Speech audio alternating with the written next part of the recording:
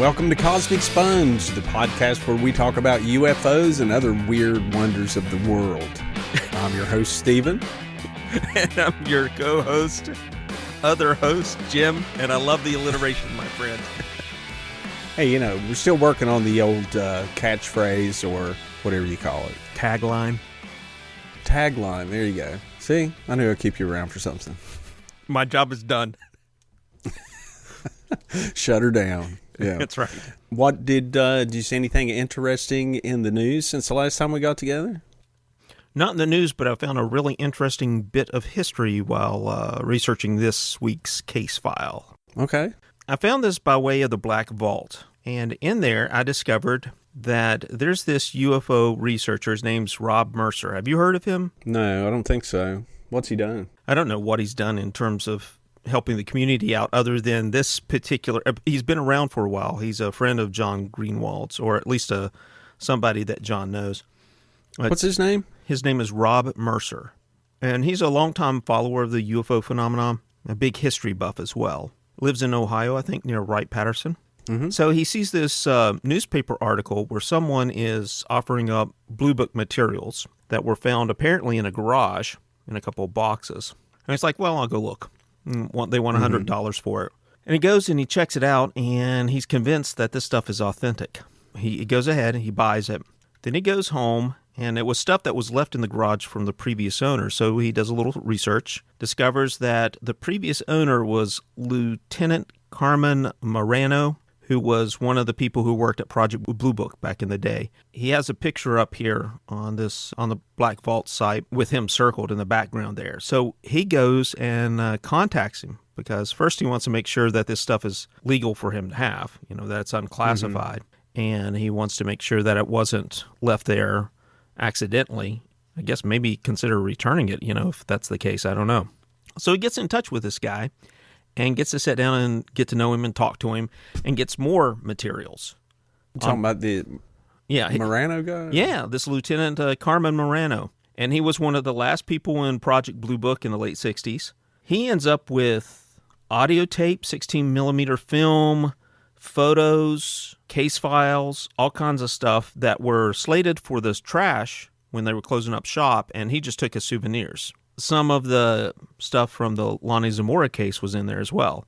So that's what led me to it. And I just found it fascinating that these guys who do, the incredible work are actually the old school cats who actually track down the people and go and talk to them in person, go to the sites, not us armchair folk who knows, maybe we'll have a little bit more time in the near future to go and hit the ground. But so what were some of these papers? So what have you went through them? I'm looking at them right now, but I mean, I haven't read any of them. So I went through some of them, but if you're looking at the same page I am, there's a ton of information here. He allowed John to post them all to the Black Vault and make them available to everybody. It's very kind of him. And you can get all of this material. I went through the stuff specific to Lonnie Zamora case since we're doing that today. But I just thought that was fascinating. A couple of boxes left in the back of a garage led to this sweet haul of stuff that otherwise would have been sent to the landfill. Yeah, I know all of the Bluebook stuff has been declassified, all the official reports. Well, this looks pretty... Yeah, to be clear, he didn't take anything that was classified. He only took unclassified materials. Well, I've been reading the Hynek book, J. Allen Hynek, which I've seen his name in here already several times. And he was the scientific consultant, their number one scientific consultant. He's pretty critical of Bluebook in this book. He mentions the Zamora case briefly, but he doesn't focus a lot of time on it because he tried to, in this book, include only multiple witness cases where they had he liked 3 witnesses, and independent witnesses were even better. So if he was trying to really show an extraordinary case or an example of a type of case, he tried to find multiple witnesses. But he did mention his Zamora case as one that he felt Bluebook just didn't put enough investigative force into to really get to the bottom of it. And in fact, he says most of the ones that Bluebook really just became kind of a public relations organization for the public. He said that most of the cases, and it really changed the way I thought about Bluebook because, everyone focuses on, I forget how many cases there are. I could look it up real quick, but they say there's X amount or unexplained or unidentified, right? And so you immediately think, in your mind, you think, oh, this, investigative force, Air Force personnel and scientists, went to this site, interviewed all the witnesses, called all the airports, checked astronomical signs to make sure it wasn't a meteor, make sure it wasn't all these other things before they could rule all these other things out, and then say, well, we just don't know what it is, it's unidentified.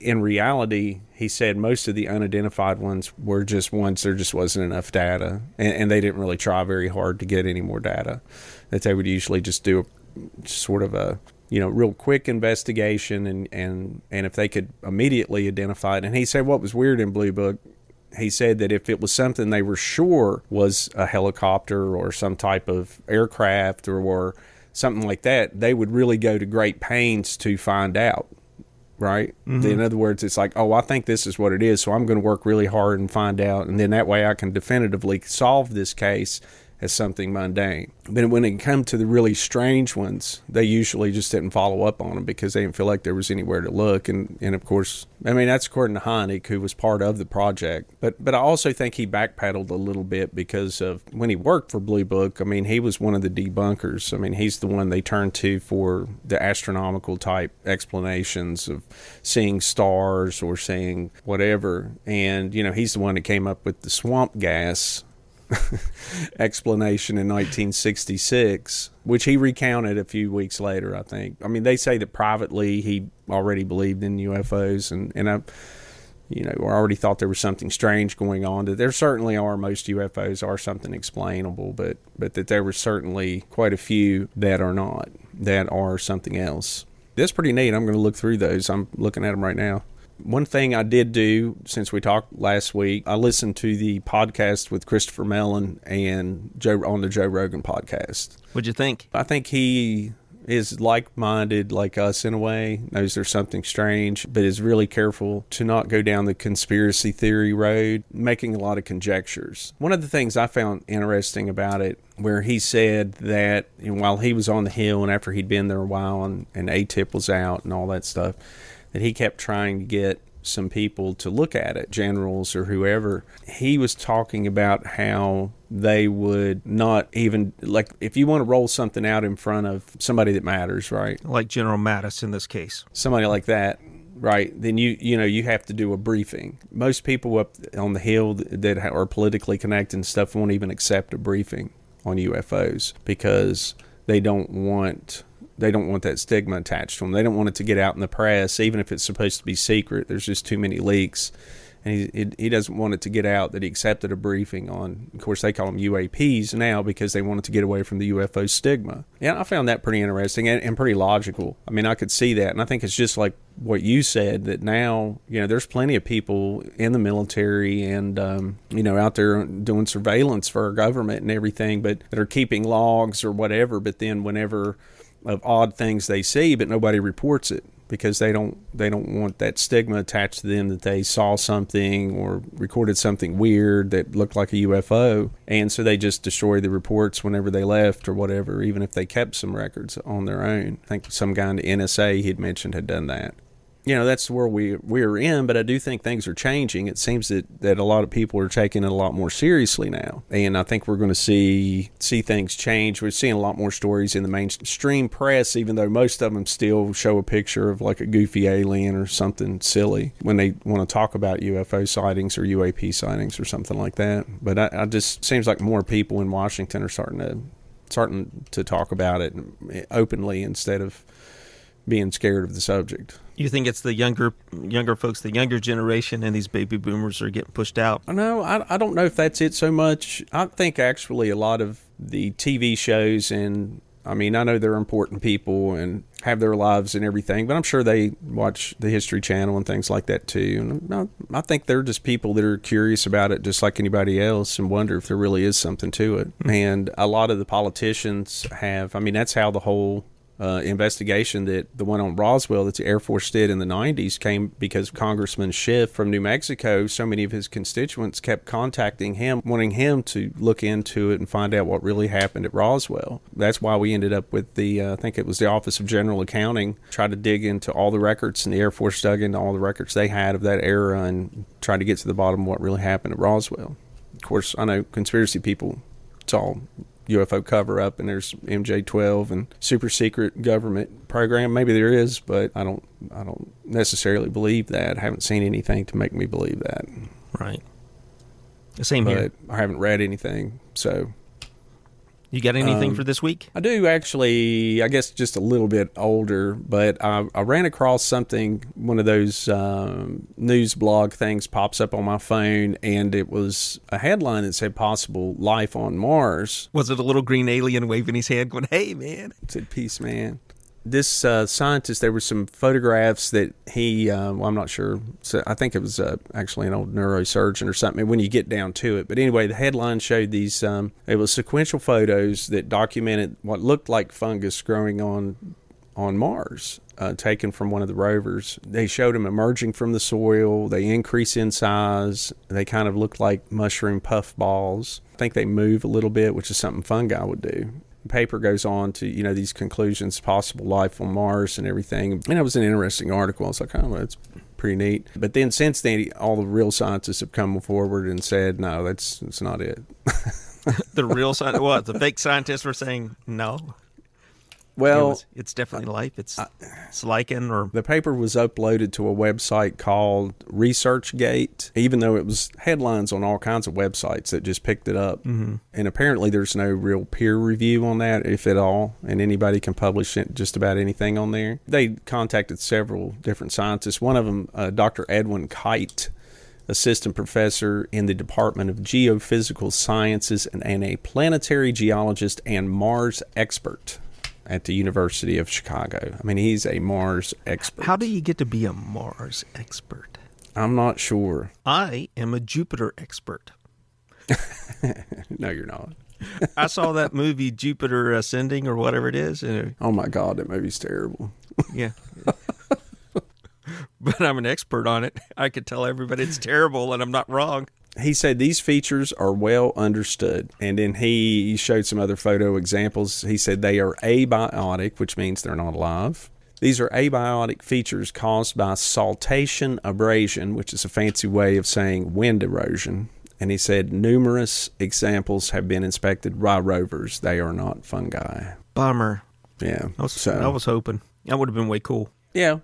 But, it's funny. It made me think about Mars. And do you remember several years ago, this would have been the late 80s, whenever the face on Mars became a big thing? Where that came from, in case listeners don't know, back in 1976, we had two spacecraft, the Viking 1 and Viking 2, land on Mars. And there were two landers, and there were also two orbiting craft that orbited the planet and took pictures and mapped the surface of Mars. And it was a big, big mission at the time. I mean, it was really a very amazing mission. And it was 1976, and the lack of computing power and things that we had in those days. But anyway, they pulled it off. And as one of the orbiters was going around Mars, it snapped this photograph of a mesa that, because of just the particular light and everything, it looked like a face, looked like a human face on Mars. And, of course, everybody zeroed in on this thing, sparked all kinds of books and a lot of conjecture and a lot of speculation about it. And, of course, all the conspiracy stuff. The conspiracy people were like, well, NASA's just covering up this sign of alien life, like this sign of alien technology or civilization or whatever. My question is, why would they do that? Where's the argument? Be a conspiracy guy for me, man. Tell me what the argument is. Why would you do that? Because the lizard people have infiltrated the upper rankings of... Well, that's a conspiracy, and it's out there, man. So, well, I mean, I guess the idea is like, the government doesn't want people to know that there's life from other planets. But the truth is, if Mars found... I mean, they're out there looking for life under anything. I mean, they would like to find a microbe on a grain of sand on Mars. It's never been found yet. If there was a civilization that was discovered on Mars, I really think there would be a much more concerted effort to get people there and explore it, don't you? Oh, definitely. But I think NASA's budget would be like quadrupled, would be 10 times what it is now. We would be there studying these ruins. I just don't think that the government would hide that. Well, I mean, I can come up with a million different conspiracies off the top of my head. I mean, probably one of the biggest ones would be that Roswell was true. There are alien saucers, and Bob Lazar is correct. There are alien saucers in Area 64 and that, or S1. 51. Area 51, what is S4? Is that what he calls it? S4. Right. Yeah. So that there are 9 saucers in S4, and that the government knows about it, and that Dr. Greer is correct in that we have 0-point energy, and we have anti-gravity vehicles, and that there is a concerted effort amongst some cabal within the government to cover up as much as they can, and that Mars is a way station possibly, and they would want to keep that secret so that they can get all of that stuff for themselves to advance their interest instead of the interest of mankind as a whole. There you go. Conspiracy theory. I came up with that off the top of my head. But anyway, I went back and looked in my bookcase, and I found this. Can you see that? The Monuments of Mars, a city on the edge of forever. Yeah. Do you remember when I had my music store in Whitfield? I do. Years ago? Yeah. Many years ago. Mm-hmm. Now, this would have been in like 1989. I was a young man in those days. Jimmy came down and actually bought a synthesizer once. I do remember that. You bought that Korg. Was it an M1? M1. You bought? Yep. Yeah. Nice synthesizer. It was. Anyway, there was a thing right up the street from me called the Mars Mission. That was what their deal was promoting that Mars was, the whole Face on Mars thing. And Richard Hoagland, and you'll see him on some of these, especially some older documentaries talking about this kind of stuff. Richard Hoagland was there, and he actually autographed this book for me. Oh, wow. Yeah, see? Look at that. Yeah.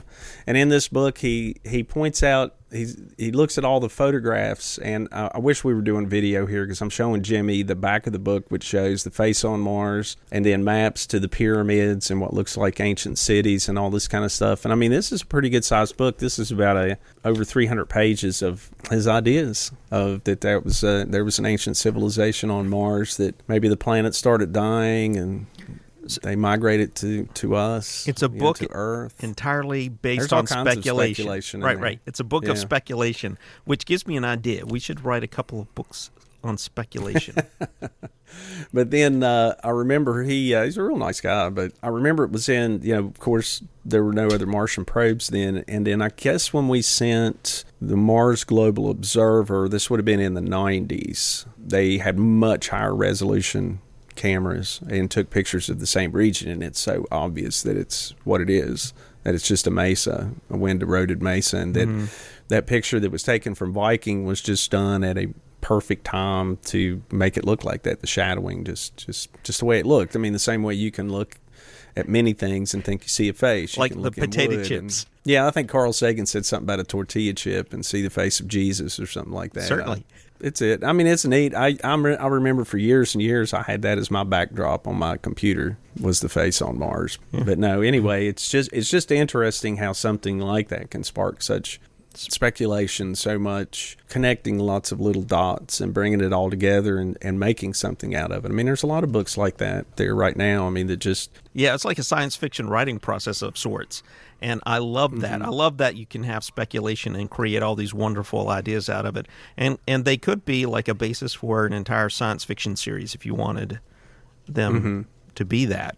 And actually, Alan Steele wrote a book either late 80s or early 90s. It was after this book was published. And he wrote a book called... I want to say it was called The City on Face of Mars or something. I've got it too, actually. I should have went and grabbed it. It is a science fiction book based on what if this was true. It was actually quite a good book, of how everyone would react. The United States, at the time it was the Soviets, of course, and, trying to get there and, just to find these ruins and all that stuff. It was a good book. It was pretty cool. That was actually much more entertaining than the nonfiction book. Yeah, it would be awesome to find something like that on Mars, because then we would get our heads on straight.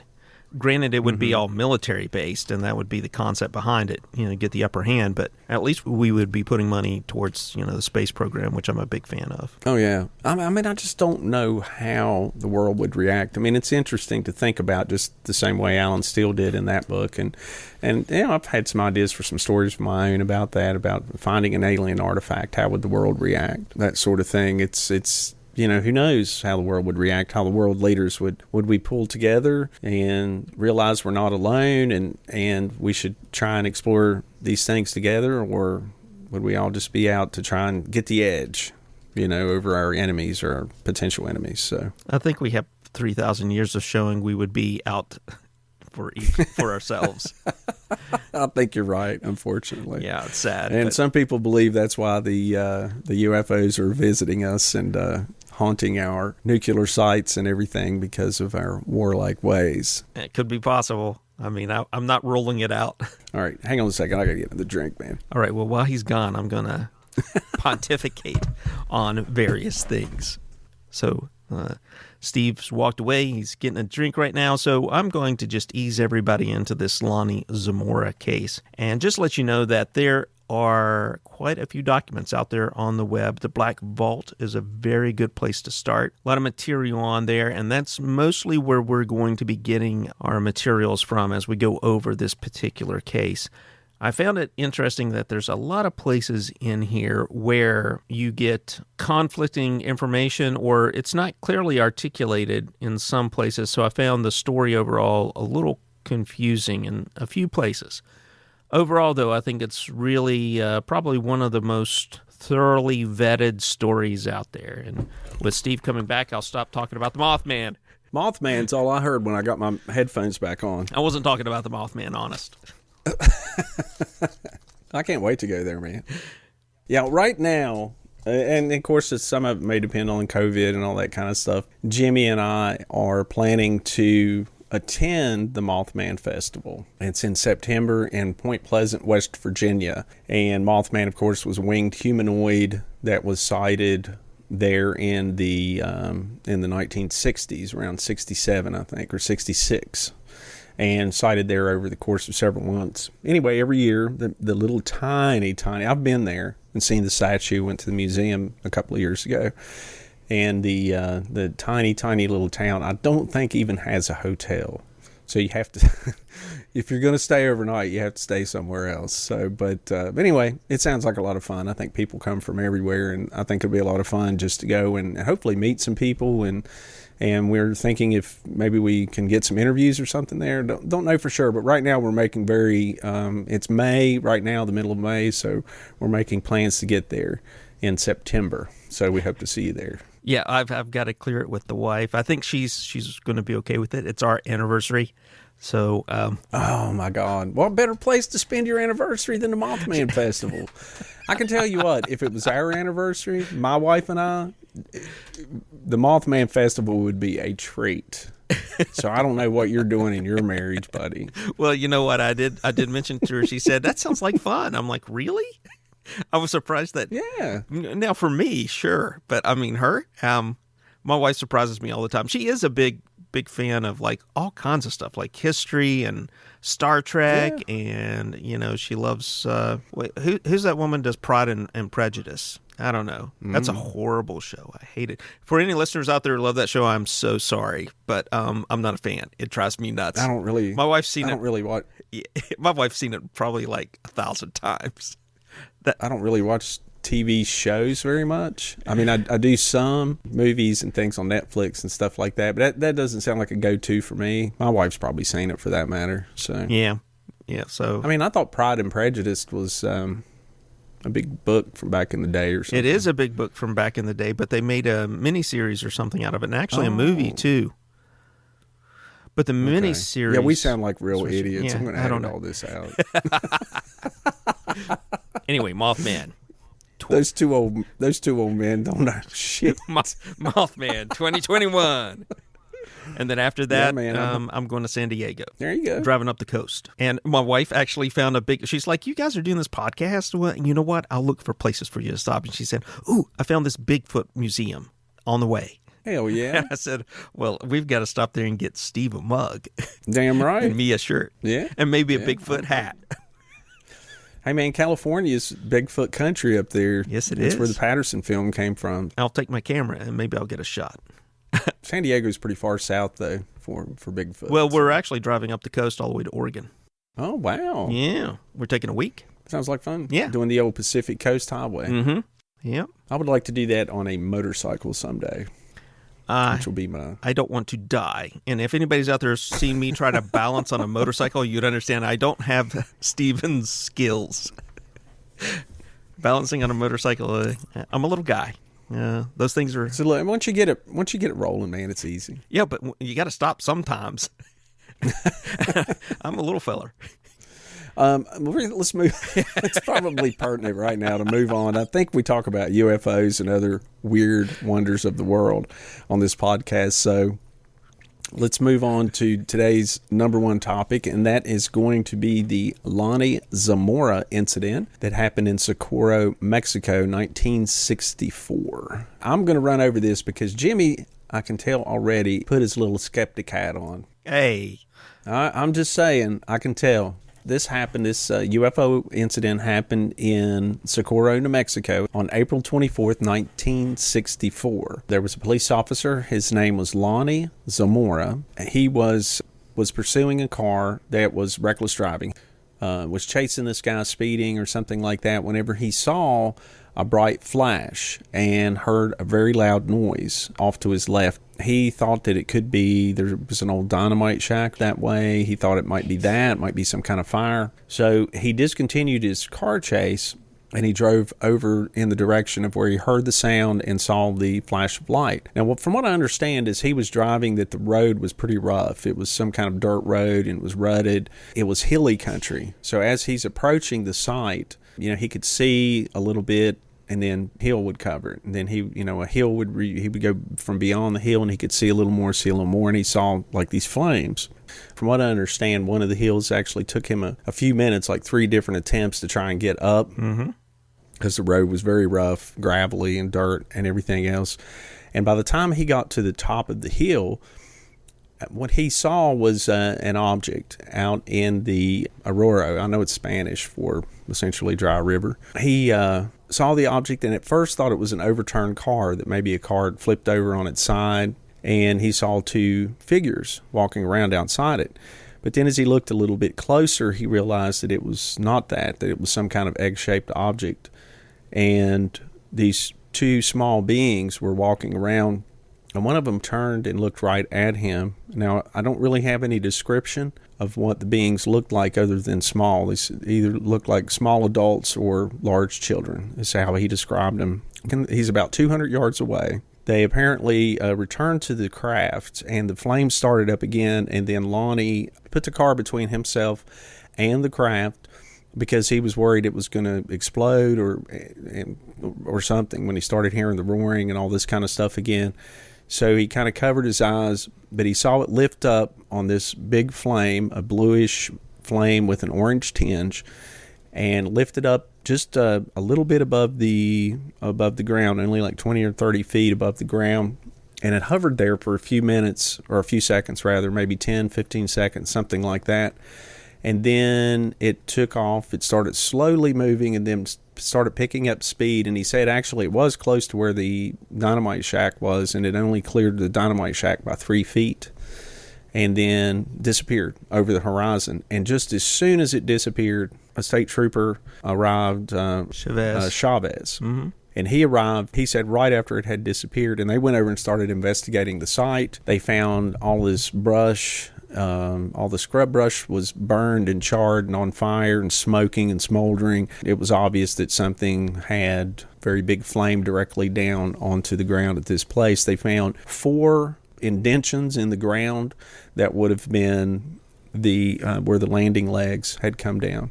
And I think he said when it lifted up that the landing legs went in. No, there's no, he never said that. Pretty sure. Yeah, he may have missed it because he did say he covered his face because he was worried about the roar of the flame. For a few seconds, he did cover his face. Yeah, maybe. Because he could feel all this heat emanating off of it. But whenever he looked back at the craft, the landing legs were gone. Yeah, maybe he said that later. You know what we should do? We should actually... What? We should actually play the audio from the interview he gave at the radio station the day after. That's a good idea. Yeah. Yeah. You want to listen to it right now? Yeah. Okay. See if I can find it.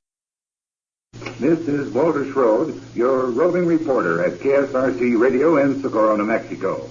We have with us this afternoon Mr. Lonnie Zamora, the Socorro patrolman that while chasing a car found himself in an area about 2 miles west of Socorro and 1 mile east of KSRC radio station at which time he reports he came upon an unidentified object resting on 4 legs. That as he drew closer, the object took off with a loud roar spouting blue-red flame and disappeared in the sky. Mr. Zamora, after coming upon this object, just what did happen? I went up that little road for about half a mile, I guess.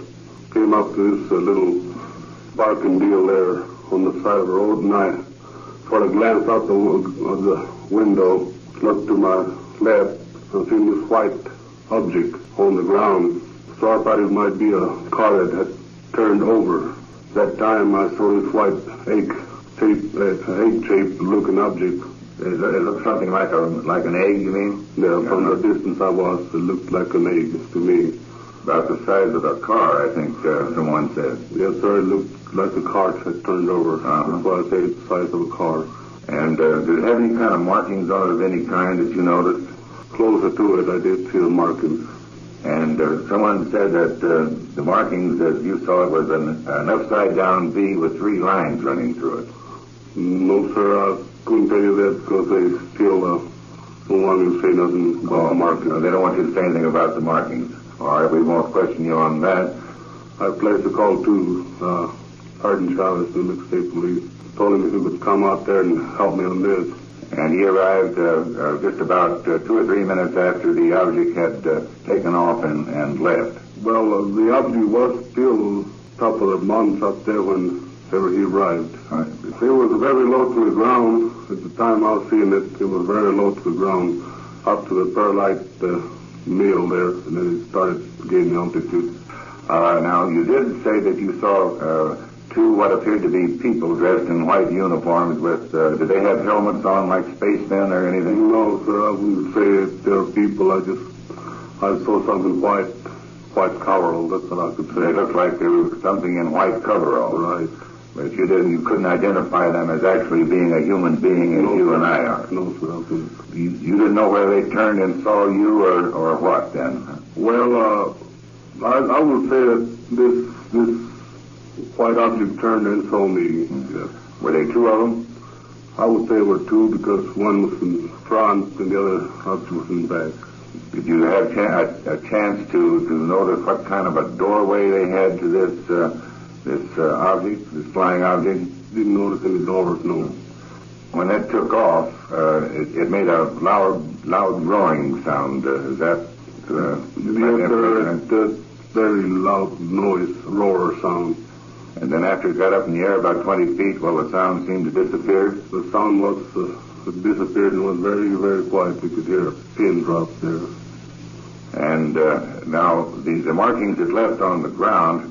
Now the reports that I have had, and I haven't had a chance to go and take a look, and the winds yesterday have probably spoiled a lot of that anyway, was that they were deep indentations in the ground, approximately 10 inches wide and 6 to 8 inches deep, about 15 feet apart. Is that a correct report?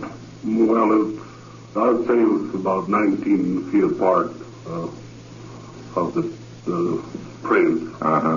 And were there any other prints, like footprints around the area right after the takeoff, when you were making the investigation? There were some prints, but I wouldn't know if there were footprints or anything, just prints, I would say. You couldn't identify them as actually being a footprint, just indentations like maybe somebody might have walked there or something might have walked there. Somebody walked around there because when I got there was nobody around there yet. Now, there was, according to a report on one of the television stations in Albuquerque, claimed that they had a call just about 5:30 in Albuquerque of a sighting of a flying object flying in this direction. Did you hear anything about that? No, sir, I didn't. Which, if that be true, means that someone in Albuquerque saw this object flying in this direction just prior to your sighting it. And which corroborates the fact that there was something here. Now, it's the feeling, I get the feeling, at least, Lonnie, of the people that I've talked to, and they were out in the area, that they are quite sure that something landed there and something took off from this spot because of not only the imprints that it left in the ground, but the fires that it started and the method of which the fire or the power that it was, whatever it was using, kind of spread itself as it took off. Is that right? Right. I know there was something out there because I seen it. What was your immediate reaction as soon as you realized that this thing might be an object from outer space? Well, I didn't think it would be an object from outer space because I don't believe in things like this from outer space. Well, it was something that you'd never seen before, and right. Enough to scare you to run in the other direction. Well, what scared me was the loud noise and the flame that it had under it. It had a large flame then as it took off. Was it a yellow flame or It was a bluish orange flame. I thought this object was going to blow out. That's why I started running back. And did you notice whether these arms that it was sitting on retracted back into the object as it flew away or not? You didn't have time. So I just running in the other direction at that time. I would have done too. Are there any other things about this sighting that you think our listening audience might be interested in, or something that you'll be allowed to tell us?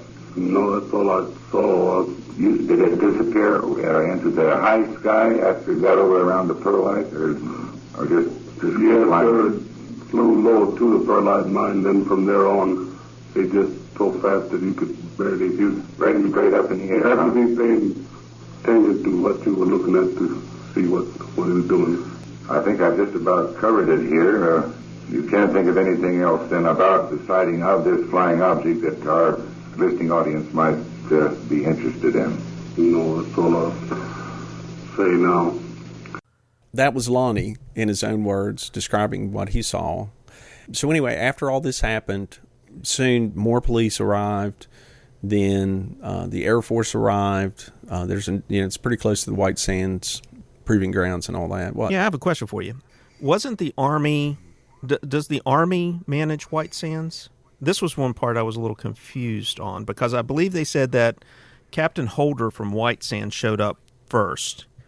That's and right. They said that was... I mean, as far as I know, I don't know the names. I do know the Army controlled the site because it's like they're proving grounds for missiles and things like that. So White Sands. And it's very... So White Sands is the Army. Right.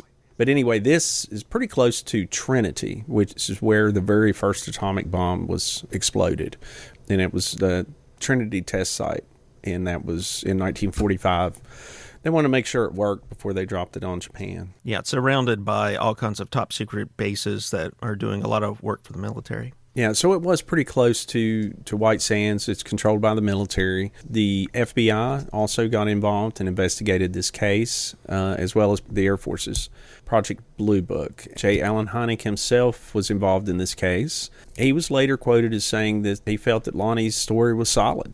If you look at Project Bluebook record, it says that it's unsolved, or whatever they say, undetermined, I think is how they put it. From what I've read from Hynek's book, that's really not always something to say, aha, it was a UFO. But at any rate, they didn't have enough information to conclusively say that it was something mundane.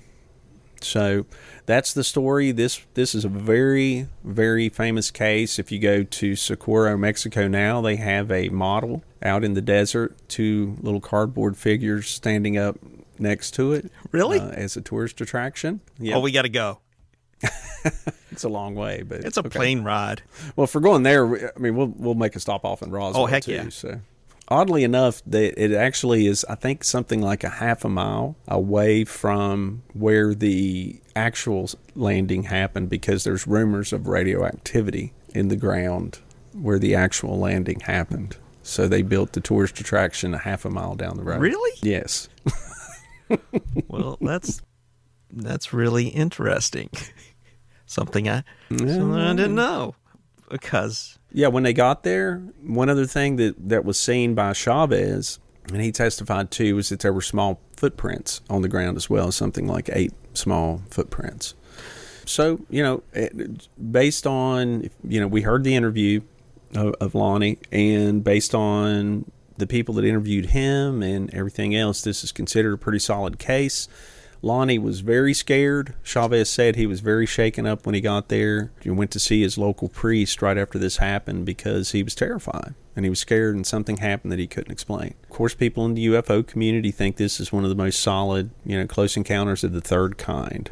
which of course means an encounter with the occupants of a UFO. That's the story. I may have left a few things out. There's probably some details that I left out, but Jimmy's got that skeptic look in his face, and I just can't wait, because I'm sure it was the star Canopus or something like that over the horizon that he saw, or it was Sirius, even though it was daytime. Yeah, that's fine. Oh, so there's two skeptics that came out early on. One said it was ball lightning. And now if anybody... Oh my God! Ball lightning is rarer than a freaking flying saucer. Has anybody really seen ball lightning? Right. So, is there any real proof of ball lightning? No. Yes, they actually. Who was that? That had to be Philip Klass that came up with. I believe ball that's right. lightning I think that's right. Anyway. Yeah, that was his favorite. His favorite was always ball. So lightning. I've actually watched video footage of ball lightning, and so one, let me say that I think, based on all of the material, I've watched a ton of video footage and heard Lonnie tell this story more times than he probably cared to. But I agree with all of the documentation, all the people who talk about Lonnie. I think he was very accurate in how he described things. He did not add anything, no puffery. He was very matter of fact. There was no exaggeration in him at all. I think he's probably one of the most incredible witnesses, and I really wish more people were like him when you come forward to say, hey, I saw something weird. You know, a lot of witnesses, especially these big cases, you're right. Later on, they'll add things, or people that really follow these things, and especially the skeptics who are always trying to catch the experiencer in some type of lie or fabrication. They love to go back and say, well, when it first happened, they said this, but then 2 years later, he said this, and it's slightly different, which, I mean, that's just human nature, I think, in a way. But yeah, I mean, Lonnie got to the point where he just wouldn't talk about it. I mean, a lot of UFO people wanted to interview him, and he just said no. Right. So, have you ever seen him on a UFO documentary? I mean, he only passed away, not that long ago, really. In the 80s, right? 87? No. Lonnie? Let me see. Or was it in the 90s? Listen to us all typing away, trying to find it. He's going to find it first. He passed away in 2009. Oh, really? Mm-hmm. That's what I'm saying. I knew it hadn't been... I mean, yeah, it was 11 years ago or 12 years ago, but I knew it hadn't been like he didn't pass away way back in the 80s or something like that. That's what I'm saying. I mean, I've never seen him on a documentary. I mean, he got to the point where he just didn't want to talk about it. He didn't want people going up, and I'm sure he had to deal with that the rest of his life, because it is such a well-known case. Yeah. That he had to deal with tons of people and news people and ufologists and people just trying to question him about it. His son had said it was a really tough for him, because people would just stop him on the street, call him all. You know, the UFO crowd has some people, not all. A lot of you guys out there are great, but some of you guys need to find some boundaries. Establish some boundaries, guys. All right, let's put on a good face for the whole crowd, okay? Because one bad apple couldn't ruin it for the rest of us.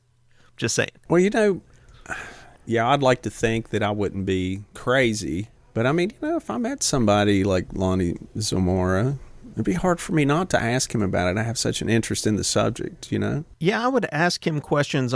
If I had any questions, I would ask them. I don't know that I had any questions. He was very clear and very articulate and answered all the questions. I don't know that there's anything you left out, to be honest. You know what I mean? So, ball lightning, back to that, because we're talking about ball lightning. Okay, ball lightning, I've seen pictures of it. I've seen video footage of ball lightning. It's pretty an amazing phenomena, but there is no way that Lonnie mistook that incident for, would look at ball lightning and say all the stuff he said. And you wouldn't have any of the physical evidence on the ground. Okay, so, well, ball lightning's out, guys.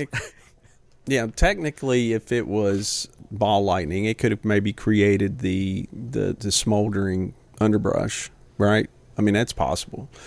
And one thing I forgot to mention, and I left out, Lonnie described the egg-shaped object as being silvery metallic with a red emblem on the side, which some artists, of course, have reproduced based on his descriptions. Did he say silvery, or did he say aluminum, not chrome, white? He said it wasn't really reflective. Yeah, he said he saw this white object on the ground. Thought it might be a car that had overturned. As he got closer, he realized it wasn't a car. And this is directly from the interview that he gave at the local radio station the day after the incident. So it's still fresh in his mind. Right.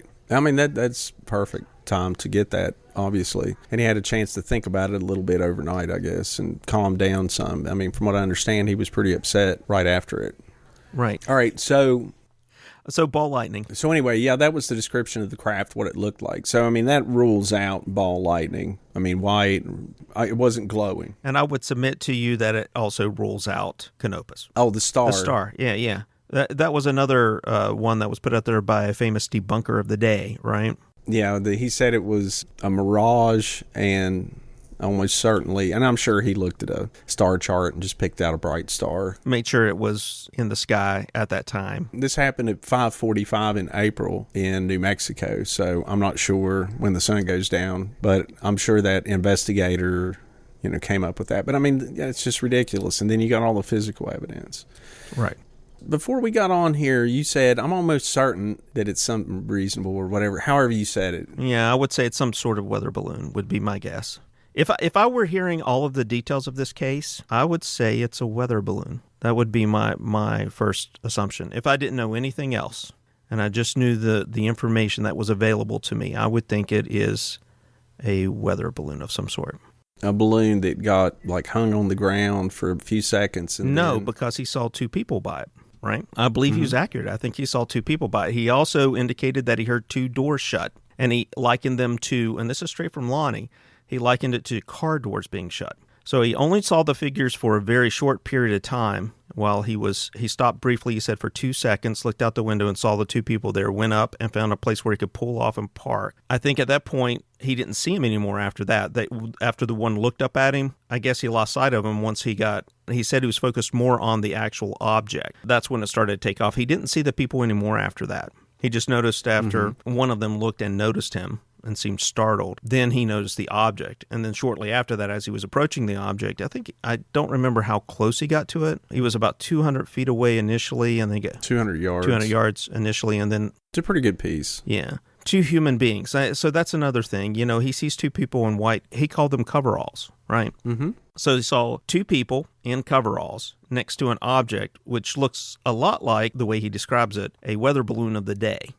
So that's the first piece. The second thing is when it took off, it only rose to about 20 to 25 feet in the air. It didn't go very high once the initial flame had died away. That's the other piece. The other thing they note in there is that the weather was clear, a few clouds in the sky, but the wind was quite strong. He said it followed the contour of the land, staying about 20 feet above the ground or so, cleared the dynamite shack by just about 3 feet, he estimated, and then finally made it to the mountain and went over the mountain. Now, it was still in sight, so I'm sorry, ball lightning dude, but it was still in sight when Sam Chavez showed up. It was far off in the distance, but just over the mountain. Sam apparently showed up just a few minutes later. Didn't take him long. Right. He said right as it went out of sight that this other police officer showed up. Right. So, nope, I would say it sounds to me like a weather balloon. First of all, I'm not so sure. Now, I don't want to speculate on what alien technology is, but I'm not so sure that they would be using propellant. They might, but that's another thing. It sounds to me like a weather balloon. So if I knew nothing else, I would say it's a weather balloon. Well, okay, first of all, nobody really knows what the UFOs are. You get these descriptions of all kinds of different UFOs, all kinds of different flying saucers. Mm-hmm. On one hand, the Tic Tac sounds a little bit like an egg-shaped object. I thought about that too. So think about that and the color of it and everything else. You have flying saucers. You have the classic disc, the raised dome. You have egg-shaped objects. You have pyramid, the torpedo, cigar. The flying boomerang or pyramid-shaped one. Mm-hmm. You have the cigar or torpedo-shaped ones. Nobody really knows what their propulsion is or how they function. No one really knows, is that egg-shaped object related to the flying saucer? Okay, I'm going to go straight down the road of speculation here because, again, I don't know what UFOs are. I know they're real, but I don't know what they are. But let's just say for a moment that they're alien visitors. first of all, there's all these different shapes and sizes. What if this egg-shaped one's from a different group than the ones that have the discs? And then, of course, we have a lot of different shaped aircraft. Maybe, that's something they used. And just because it used a flame came out of the bottom doesn't necessarily mean that it was a chemical propellant. It could have been something else. Fair enough. Back on your weather balloon, and there's been other sightings, by the way, and I've got a couple I'm going to bring up. But back on your weather balloon theory, my biggest argument against it is the smoldering brush or whatever, and the indentions and the small footprints, and the fact that Lonnie said they looked like small adults or large children. From that distance. I mean, I don't know how close he got. I know he initially was 200 yards. Well, he said he didn't see them again after he started approaching. I thought that's what he said. So it was at whatever distance he was from the car, from the object, would say approximately. We've got maps. We can look at the FBI data, and the Project Bluebook data that's available has maps and diagrams with distances and estimates. So, I mean, we have a pretty clear picture, I think, of all of the information. I do want to say that there is one skeptic theory that seems to hold possibly the best explanation. I have some problems with it too, but it's far better than ball lightning or some star shining or producing a artifact on the desert floor. Before you leave your weather balloon theory, from what I understand, the way you're describing this is that it's a weather balloon on the ground, or some kind of atmospheric test balloon. Sure. Okay, fair enough.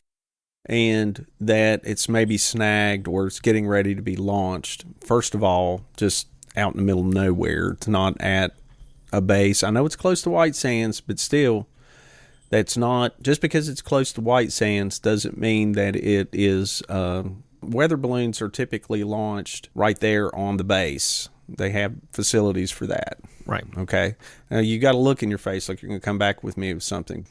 So he heard two doors slam that he said sounded like car doors. Now, of course, if you think it's a flying saucer, alien visitation or whatever, then you believe that, okay, they went inside the craft and shut the doors. Okay. Sure. And he saw no hatches on the vehicle either.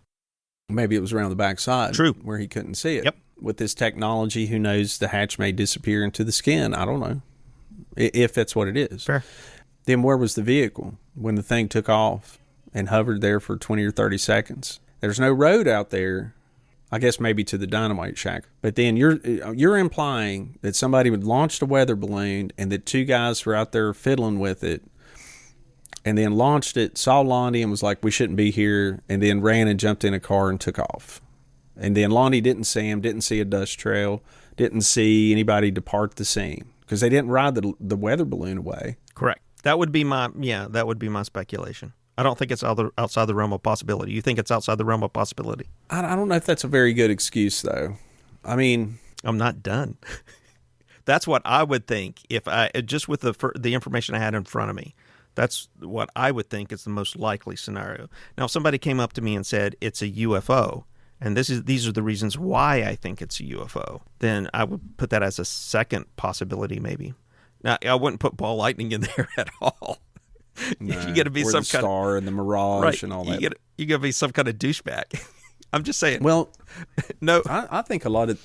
To be honest, no offense. I wouldn't be surprised to find out that some of these skeptics are working with the CIA to come up with, just the same way J. Allen Hynek was working with the CIA. I would not be one bit surprised that after the Robertson panel made the determination that we need to take away the mystery of UFOs, we talked about that last week in our marathon episode, I would not be one bit surprised to find out some of these skeptics actually are on their payroll, just because they're probably skeptical anyway, but I mean, they really stretch. And some of these skeptics stretch more than the UFO people stretch about what happened. I mean, a Mirage and a star. But see, it plays well in the press for all the non-believers. If you can say anything and people just basically say, yeah, it's probably the guy probably saw a star. Yeah, it was probably a weather balloon. That way there's an out. And that's exactly what the Robertson panel said that we needed to do in the media, was to take the R and the mystery away from UFOs. And I really think that these skeptics really came along as a result of the Robertson panel, so that the American public would stop paying as much attention to the UFO phenomenon and to make it a joke. Full disclosure, it worked on me for many years until recently. For many years. Yeah. I mean, and again, I'm not going down some government cover-up conspiracy theory here. I'm just, UFOs are a real thing. I think there's enough proof out there. There's way too many sightings. And I mean, good, solid sightings. And then most of the skeptics, in fact, all of the skeptics, none of them ever go to the site. None of them ever interview the witnesses. They always just look at it and say, yeah, that's probably what it was. And then, whatever reporter hears it or whatever is like, okay, I'm going to put that in there. And then everybody looks at that and says, yeah, I guess it was probably a weather balloon, or it was probably this star. Because that guy's a, famous astronomer. It has to be a star or something, because it can't be a UFO. Those are a joke. Well, you ready for some toothpaste? Yeah, let's go. Let's go with some toothpaste. How does toothpaste fit into the Lonnie Zamora case? You're probably asking yourself right now. Well, let me tell you. I know I am. Dr. Sterling Colgate. That's how. And yes, of the toothpaste empire, Colgate. The Colgate Empire. Yes, Sterling. Now, I don't know how to pronounce his middle name. His middle name is Auchincloss. A-U-C. Close enough. C-H-I-N-C-L-O-S-S. Why don't you just use his initial? Colgate. Mr. Colgate. Dr. Colgate. Dr. Colgate. Dr. Colgate was an American physicist at Los Alamos National Laboratory, professor emeritus of physics, past president of the New Mexico Institute of Mining and Technology. And this is where he enters our story, sort of. Dr. Pauling is a Nobel Prize winner. He's very interested in the UFO phenomena. Now, this is back in the 60s and on. He was a colleague of Dr. Colgate and was interested in the Socorro incident and asked him if he had any information on any inside skinny, so to speak. Apparently, he replied to him and said it was a hoax done by students. So this guy put together, he's done a lot of work on it, the Socorro UFO hoax exposed. What is his name? Anthony Bragalia. And he has quite a bit of information on the web in a 3-part series talking about this. And he actually communicated with Dr. Colgate prior to his death. And I guess he passed away in, 2012. So he asked the question, do you still know this to be a hoax? His simple reply was yes. When asked, today, decades later, can you expand on what you wrote to Pauling about the event? I said, I'll ask a friend, but he and the other students do not want their cover blown, which I found that a little weird. He offered that the hoax was a no-brainer, and he asked specifically how did they do that. He will ask, I guess when queried. I've heard this. He said a candle in a balloon. Yes, as like leading to how that was done. Now, it's important to know, too, several things. First of all, Lonnie worked at the school prior to becoming a police officer. He worked in the machine shop. Students apparently did not get along with him.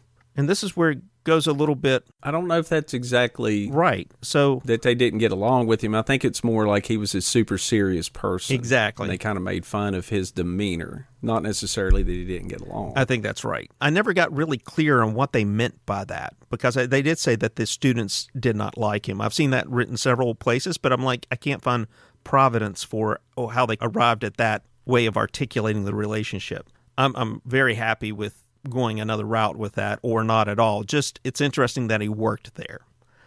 But it's necessary to say that there was some antagonism between the students and him for this hoax to play out properly, which is where I have a little bit of a problem. I could see maybe. Anyway, moving on. They did have a history of pranks at the school, pretty elaborate pranks, in the same way that MIT has a history of pretty elaborate pranks there. And there's a book written about the pranks at MIT, and if you ever get a chance to look into that, they're pretty amazing what these smart people with a lot of free time do. And how they have free time, I mean, that's a hard university, but... It's not free time, it's lots of energy. Lots of energy, right. And motivation. So they did have access to pyrotechnics at the university, and they were used in previous pranks. They also had started up a atmospheric sciences department and had access to all kinds of different weather balloons and balloons of various types. So the materials were there. The coveralls that the students wore in their labs, I would argue, could be construed in the same way as what Lonnie Zamora saw the two people had on. So there's a lot of things that do line up. There's still a lot of unknowns, but it still seems far more likely to me that this was a case of an extravagant hoax rather than a UFO. I mean, just the way that the balloon behaved, the way that it moved in line with the direction of the wind. It only was 20 feet off the ground for a while until it made it over the mountain. Took a while for it to gain altitude. I mean, certainly that could just have been a product of how whoever was navigating a UFO, some alien being or some secret, program at one of the surrounding bases. Certainly that could be the case. So if I were a betting man, this is the way I would go, first and foremost. But let's take another weird turn in the story because there's more. Of this specific case, or are you moving to something else? No, of this specific case. So there are a couple of other characters that come into the story later, and these were people who were at the site with Lonnie the day of. The first person there was Lonnie, of course, himself, and he said he was there at 5:50. 5:50 is when he actually viewed the craft. And then shortly thereafter, probably by 6 o'clock, we have Sam Chavez. They contact the military base, and then I think they said 90 minutes later, Captain Holder, Richard T. Holder, shows up. Once Richard T. Holder shows up and starts taking control of the situation, he initially said he thought, and this is directly from him in an interview, that he initially thought it was a case where there might be some injured personnel or something like that. So he didn't have all the information. When he got out there, his next thought was, oh, this might be the consequence of some program, some top secret program. We had another officer. Let me see if I can find him. Yeah, I don't have his name. Another state trooper. And he's taking photographs. Well, Captain Holder says, all right, confiscate that guy's camera and the photos, and took it away from him. Really? Yeah.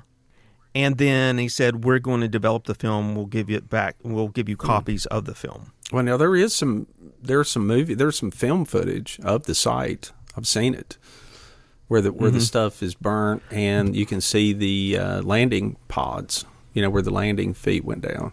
Certainly. Well, they never returned the photos. So he inquired about it, and get this. They said the photos were ruined by radiation. We were not able to develop them. So very little interesting piece. And you can find that Season 8, Episode 4, I'm pretty sure is what it is. Let me see. I think I actually wrote it down. Season 8, Episode 4 of Unsolved Mystery with Robert Stack. And who did they interview? Who said this? It was the state trooper who was there on site taking the photos. Wow. Weird. Yes, I mean, everything I'm going to tell you, I got directly from the people who were on site. Like Richard T. Holder is on that interview as well, and he talks for the first time ever on camera for that Season 8, Episode 4. Check it out. So that's another interesting piece of information. Also, in the FBI files. Well, this is going away from a hoax. If you're trying to still perpetuate this hoax by the New Mexico Tech students, that's not very good. Well, I've got to play both sides, my friend, and I've got to give them both. Because I wanted to. That's why I was asking if you was. I said, is there more to the hoax? Because I wanted to come back at you with the hoax on the hoax thing. So I'm interested. Sure, I have in some this. problems with a hoax too. Well, here's one problem. The biggest problem I have with the hoax. Mm-hmm. All right. Okay, fine. They did a big elaborate thing, and they pulled it off. Let me just before we go on. No. I want to lay down my thoughts on the hoax, and then I want to go to the weird stuff that you're talking about. Well, I just want one thing on the hoax before we go on from you. Will you give me that there's some percentage possibility that it was a hoax? Yes, for sure. Okay. I mean, I wasn't That's there. all I need. I mean, I didn't see it. All I've got to go on is Lonnie Zamora's recollection of the 58-year-old interview here or whatever, how many years it's been. I mean, I don't know. I mean, I know there's a lot of people that was pretty convinced, including, Hynek was there. There was, and then, the fact that FBI showed up too, that always makes me a little suspicious that maybe there was something to it. But then the FBI had an on and off again interest in UFOs and that sort of stuff, but not a great one. Just the fact that he was a police officer, other police officers were there, and how scared he was. Now, could he have gotten really scared from a hoax? Sure. I mean, I'll go with that. The only thing is, I think that the issues I have with it being a hoax is the hoax relies on, Lonnie has to get there. And I know they're saying, one of the students baited him with the speeding car thing, okay? And then they just assumed that if they heard, like Lonnie saw a flash or Lonnie saw something in which he said that he thought the craft was landing, right? That it was airborne at the time. That's why he gave up the chase on the car. And it relies for Lonnie to actually go to this remote area on a road that was pretty rough. From what I understand, the last hill for him to get to took him 3 tries to get up, to get to where this was happening.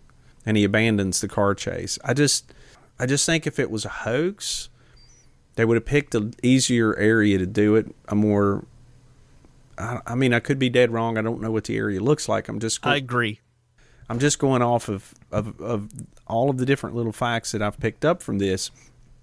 The fact that it relies on baiting Lonnie, only Lonnie, as a patrolman to chase after this car and then to abandon the chase in order to see what's going on in this rough area, rough road and everything, just seems really, it just seems like that would be too great a risk for your hoax. If I was going to do a hoax, I would try to do the hoax outside his house or the bar or wherever, church, and I would do it somewhere else where I know Lonnie's going to see it. If I'm after Lonnie, if I want to get Lonnie, because they said he worked there and everything. So that's why I don't put a lot of credence into the fact that Lonnie worked at the university and maybe didn't get along with some students. I don't put as much credence into that.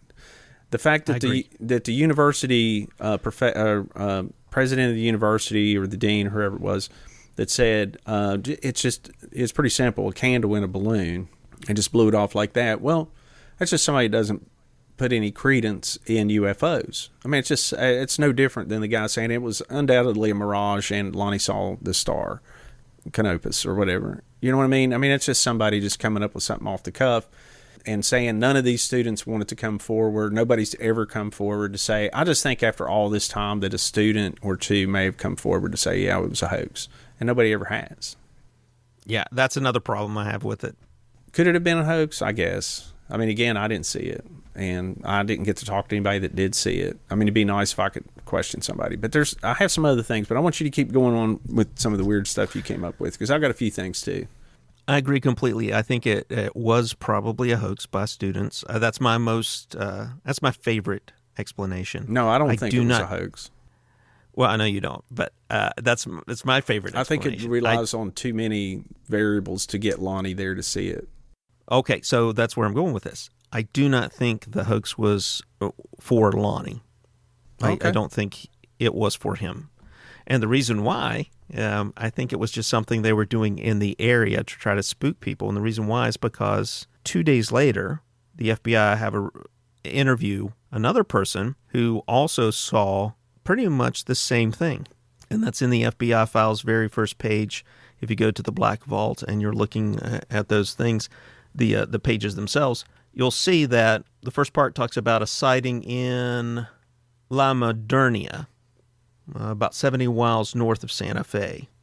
So that's interesting. So they saw something in similar kind of landing gear, that kind of stuff. So that could go either way. That could support a hoax. So, someone trying it in different places. Supports a hoax as much, but go ahead. Well, if you look at some of the hoaxes they did before, they were pretty exceptional. Like they did the ones where they were caught by the military. Like they did one where they did something with the radar for the local military bases where they were messing with the signal, causing all sorts of problems. They scrambled jets.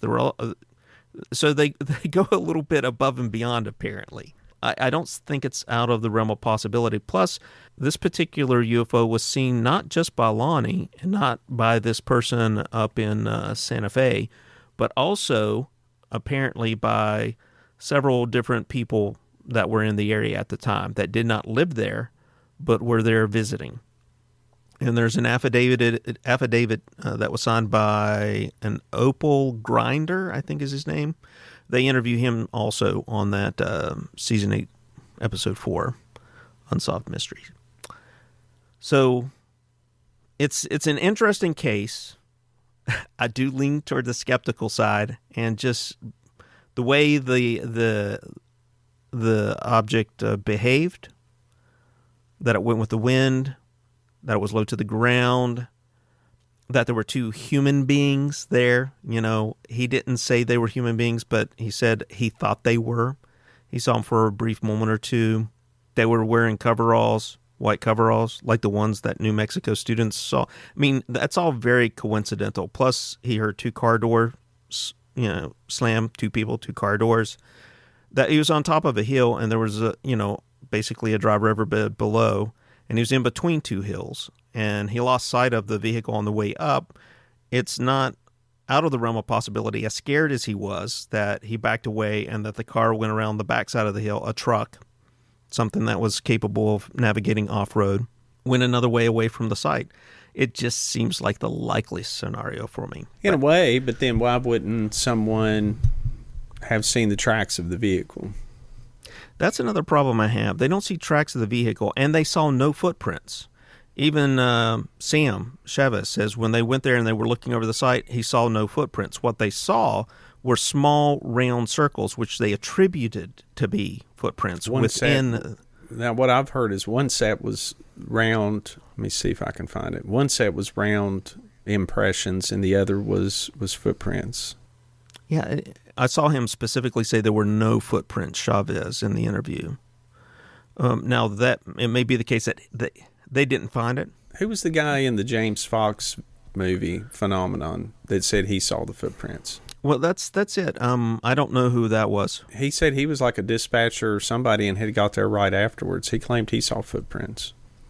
Remember, he draws it in the sand and drops a quarter next to it and says that's about the size they were. Mm-hmm. I remember that. And he's not the only one. I guess there's nothing from the original documentations that suggests there were footprints there that I could find. Let's not worry about the footprints then if there's nothing in the documentation on it. They did attribute, though, these round circles that Chavez located when he first went down there to footprints. I didn't see anything else, and maybe I missed it. So it's something we can look for and maybe find the providence of the idea that there were footprints there. It seems very suspicious to me that there were no footprints in the ground and that they didn't. They said they did like Captain Holder said, he did a pretty thorough search of the area with, his staff and some of the police officers that were there. So It seems to me if he's doing a pretty thorough search of the area and they don't find tire tracks and they don't find, and that's the other thing. This is another problem I have with it. So, okay, I'm not ruling out the possibility of a truck being there out of sight of Lonnie and he doesn't see it. But it seems to me if you're hauling one of those big balloons around, you wouldn't park like a quarter mile away. It'd have to be relatively close. So I don't know the lay of the land. It would be interesting to see the geography. Why didn't Officer Chavez pass them on the road leaving? Well, that's what I'm saying. Maybe the geography is set up to where they're on the other side of this hill down in the valley out of his sight, and they left a different direction, a different way. I don't know the geography, so, I have to leave it open for possibility that that's what happened. Now, if I get there and I look at the geography and it hasn't changed any and there's absolutely no way a truck got away from there without Lonnie seeing it, well then, that's points. I put a check mark in the UFO column and maybe I back away from the skeptic column. Because if there are two people down there, there's only two ways they leave, right? They either leave by conventional means or they leave inside of that object. What about the sound, that it was really loud and roaring and lasted about 10 seconds? I don't know what to make of that, to be honest with you. And then the blue flame and the orange tint on it on the underside of the craft? Pyrotechnics of some sort. I'm sure that could be explained.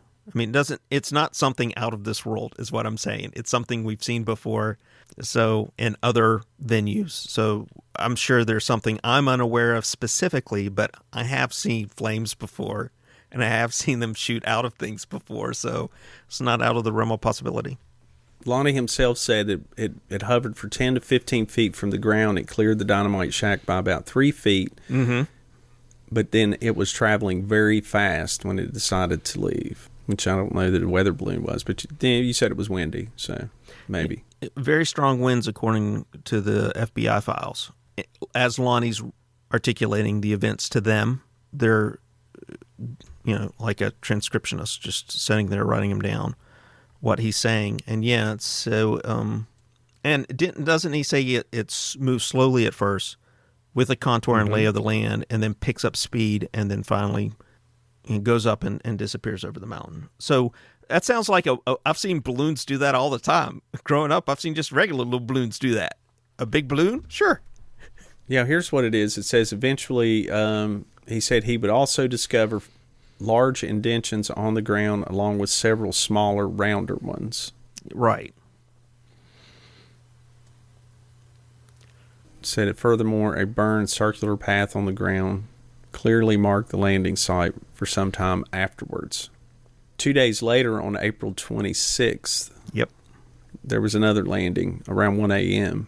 A farmer heard something bothering his horses. Yep, that's it. Went out to see it actually land and then take back off again.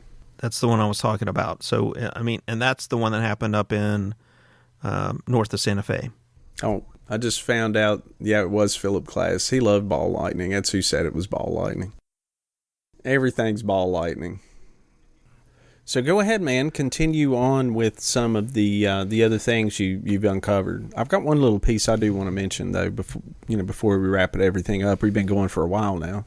I don't think I have any other things other than there were multiple sightings of this object, not just Zamora, over the course of a couple of days, including the day of. Apparently, a family of 5 had the actual balloon fly over their car, over the hood of their car. They never were able to find the family, and this is all based on what they were telling a station owner, and a 13-year-old kid was Opal Grinder. Right. Maybe, maybe not. Again, that's that third-party testimony. I don't know but still, it's worth noting, I guess. One thing I would like to note is there were 3 other reports of an object reported to the police department, the Socorro Police Department. Let me get to it here. Also, this person that wrote this piece on the Zamora said that the strong winds don't hold up. Besides the fact of the sound and the flames and all that, of course, again, we pointed it out, maybe it was an elaborate hoax. But apparently the winds, all reports would state that the object was moving in the west-southwest direction. However, this would mean the object would have been moving in the oncoming wind. Oh, I think you're right. I looked at the document, and if I understood the map that I saw earlier today, if I understood it correctly, the direction in which it went would have been in the opposite direction. That's absolutely true. So that kills your weather balloon theory. Maybe it was a special weather balloon. Okay, UFO is moved to the top spot for right now. I'm not saying it's little green men or alien stuff or anything like that, but it's looking less and less like a weather balloon to me. Not that much less, mind you, because still you have the two people in white coveralls. According to the Socorro police records, 3 separate members of the public made reports to the dispatch desk of a bright, glowing object rising in the sky. These reports would have been received before the incident had received any publicity. Yeah, I saw that. 2 tourists did come forward, right? Paul Keyes and Larry Kratzer? Yeah, but I mean, just the fact that there were people calling in to the... Now, of course, I guess, hoaxers could have been that elaborate and called in some UFO reports, but it doesn't say on the police report who they were, or at least it's not... I don't have a record of it. There's another thing I'm a little curious about, was the Project Bluebook had said that the case was unknown, unsolved, or whatever, but the Air Force also sent a report to the CIA that was declassified in the 2000s. I haven't seen the report yet. That's something I want to follow up on. So Quentin Elia, who was in charge of Project Bluebook at the time, made 2 separate reports, one for the public and one, according to this researcher that I've read this account from, And the one that went to the CIA, they made one that was for the public and one that went to the CIA. The only real difference was the one that went to the CIA. He said that the police officer definitely saw something that scared him very much, and that something happened here, and we have no idea what it is. And Hynek, of course, this is one, even in 64, when he was still spending a lot of time debunking cases for the military, considered this one a pretty solid case. I mean, what I'm saying is there was a lot of people there, Air Force, FBI, Project Bluebook, other police officers, and everyone came away saying Lonnie was scared to death and that there was really something there. There really seemed to be something there. If it was a hoax, somebody really pulled off the hoax of the century. I'll just say that. And of course, all the hoax business always comes after the fact. People pulling at things and looking for reasons to make a hoax out of it. Like, okay, Lonnie worked at the university. Well, he didn't get along with any students. Well, who knows that really?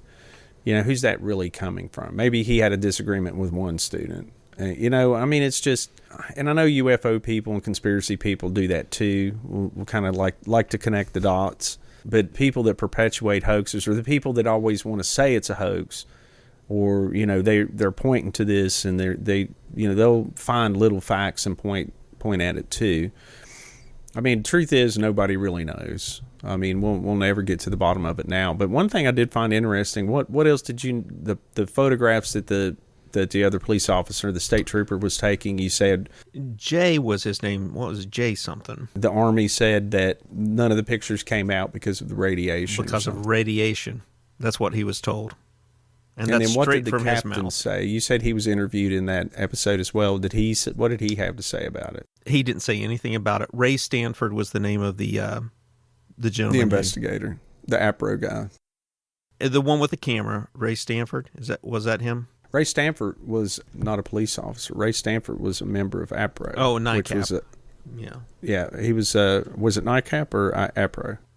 I've got here in my notes, a NICAP investigator, Ray Stanford, claimed another witness called to the Albuquerque television station around 5:30 p.m. the same day. Yeah, Ray Stanford was a UFO investigator, just to be clear. Yeah. Here's a couple of incidents. I found this database. This is great. I actually think this may be based on the database that Jacques Vallée has put together. He's the first researcher, series scientist to put together a sightings database. So we have one sighting in Texas, which these are actually very close to Socorro. It's right over the border, like Levelland, Texas. We have one that was in 1957 in November. Military and civilian witnesses reported a submarine-shaped object, red and white, 2 or 3 times as long as a car, about 3 meters high at ground level. A figure was seen near the object. Also something compared to a white flag. When a car stopped in the vicinity, a flash of light from the object coincided with the sudden failure of headlights. Levelland, Texas, a large number of reports from Levelland area described a low-flying object over 60 meters long equipped with a bright light, which interfered with car ignition.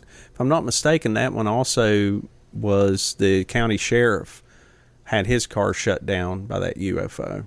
White Sands, New Mexico, this is also 1957. At Stallion site, an Army patrol in a Jeep saw an orange, apparently controlled luminous object on the ground near the site of the first A-bomb explosion. It was first seen as a sun-like source 50 meters above the ground, descending to the ground level after 3 minutes and landing several kilometers away at the northern end of the testing grounds. 2 witnesses. In that area, you see some pretty common landings of UFOs. Yeah. Now, granted, that was a few years before Lonnie's encounter. But you're out in, test areas, right? Mm-hmm. Well, Levelland, Texas is a few miles from there. It's over the border, New Mexico border, but still, I find it to be a pretty interesting case, and it seems that the fact that the investigators got their Bluebook and some of the others really seem convinced something happened is one thing that kind of has me lean towards something extraordinary. Right. There was a lot of interest in this case. Anyway, Ted Jordan was the name of the retired state police officer who was taking the pictures. Oh, okay. Just to be... just to follow up and be clear.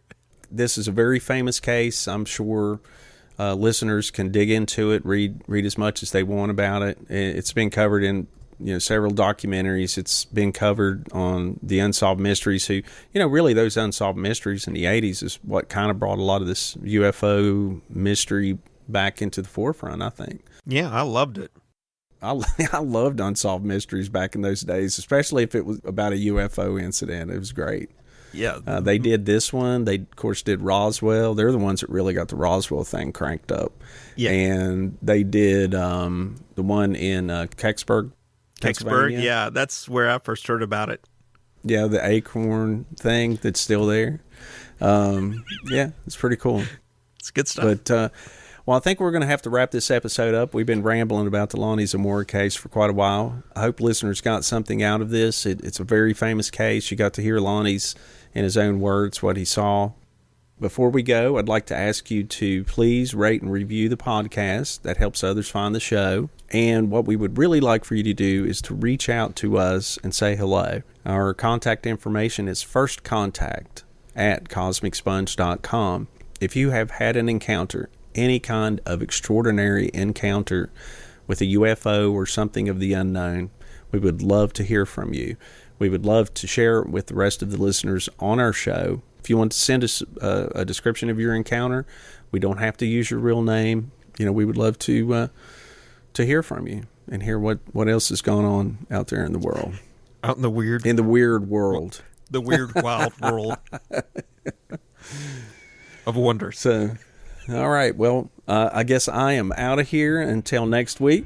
I guess Jimmy is too. He's not saying anything. I thought he was going to say something. But this is perfect. You're frozen in place. You can't say anything because I couldn't hear you. I can do whatever I want. That's right. Oh, he's back. All right, then. All right, then. Until next week, we'll catch you later. Bye.